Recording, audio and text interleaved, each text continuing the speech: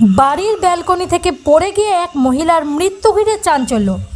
বাড়ির ব্যালকনি থেকে পড়ে মৃত্যু হলো এক মহিলার। মৃতার নাম রীতা সাহা দাস, বয়স আনুমানিক 58।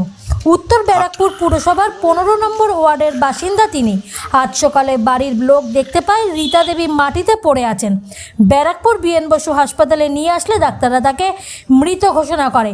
কিন্তু কিভাবে ব্যালকনি থেকে পড়ে মৃত্যু হলো তা খতিয়ে দেখছে নোয়াপাড়া থানার পুলিশ। কখন জানতে পারেন আপনি? 7:50। হ্যাঁ, কি দেখলেন? কি দেখলাম, আমি তো ঘুমোচ্ছিলাম, বাবা মনে হয় নিচে চা খাচ্ছিল বা কিছু একটা, আর মামনি উপর থেকে ওই দোতলার যে বারান্দা গ্রিল আছে, গ্রিল খুলে ঝাড়ছিল বা কিছু ফেলতে যাচ্ছিল।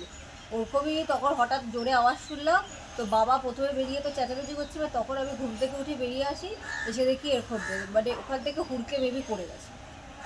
এটাই হয়েছে, পুরো মাথাটাই একদম নিচে পড়েছে। তো মাথা ফেটে গেছে। আপনার নাম? ঝিনুক সাহা। কখন হয় ঘটনাটা? ওই 7:50 টাকা। ওই তো আমাকে তো খবর দিল তখন বোধহয় 9:45 হবে, আমি পাশেই থাকি। হ্যাঁ, তারপরে এসে দেখলাম যে বডিটা ঢাকা রয়েছে, তো ওখানে মাথা ফেটে গেছে। লোকজন এসেছিল, দেখতে পাচ্ছে না, তাই জন্য একটা কাপড় ঢেকে দিয়েছে। তো ওই ঢাকার পর যখন আমরা আবার পুলিশকে জানালো পাড়ার লোকরা যে এরকম হয়েছে, তখন পুলিশ এসে দেখে ওকে নিয়ে গেল বিএন বসু হসপিটাল। এইটুক এখন। উনি কি করছেন? অশোকবাবু কি করেন? অশোকবাবু রিটায়ার্ড পার্সন, স্কুল শিক্ষক ছিলেন। অশোক সাহা। আর এসকে সাহা যিনি? শিবেন সাহা। হ্যাঁ। আর অশোক সাহা হচ্ছে বাবা। শিবেন সাহা কে?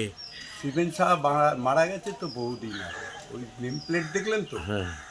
ওইটা পোছা হয়নি। আপনার নাম? আমার নাম দেবব্রত রায়। কি মনে হচ্ছে? কিছু বলা যাচ্ছে না এখন, কি থেকে কি।